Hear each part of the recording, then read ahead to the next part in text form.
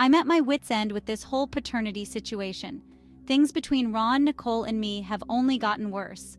I keep trying to push down my suspicions and act like everything is fine, but every day it feels like the walls are closing in. Ron and Nicole are both angry with me. Nicole won't speak to me at all, and Ron keeps insisting that I'm being paranoid and that nothing happened. But the worst part is that they're still talking to each other. What used to make me happy, knowing my best friend and my husband were also close friends, now terrifies me. I can't help but feel like I'm the one on the outside looking in. Ron's behavior has been more suspicious than ever. A few days ago, his phone pinged in the middle of the night. He glanced at it, then got up and walked into the other room to read the text. He came back to bed without a word, but I couldn't sleep after that. It felt like just another brick in the wall of secrets they were building around me. And it's not just the phone thing. There are other things that have been eating at me too. One, he's suddenly guarding his phone like it's Fort Knox.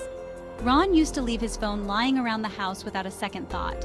Now it's always in his pocket or face down on the table, and he's become weirdly protective of it.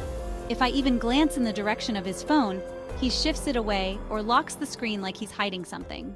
Two, he's become defensive and secretive about his time. Ron's schedule has always been predictable, but lately, he's been leaving early and coming home late, claiming he's swamped at work. I've even caught him lying about where he's been. One evening, he said he had a late meeting at the office, but when I called a friend who works in the same building, they told me the office was closed early that day for maintenance. He keeps coming up with vague excuses that never quite add up. I noticed some strange charges on our joint account. Small things at first, like restaurant bills and coffee shops that he never mentioned going to. I confronted him, and he brushed it off, saying they were work-related. But when I pressed for details, he snapped and told me to stop monitoring his every move. The way he's been spending money without telling me feels like another layer of secrets I'm not privy to. But what finally pushed me over the edge was last night. I did something I probably shouldn't have done. I went through Ron's old phone. He'd upgraded a few months ago, but he kept his old one in a drawer. I charged it up, logged in, and started reading his messages. I found text to Nicole that stopped me cold. "You're going to have to tell her. If you don't tell her, I will. This can't go on any longer."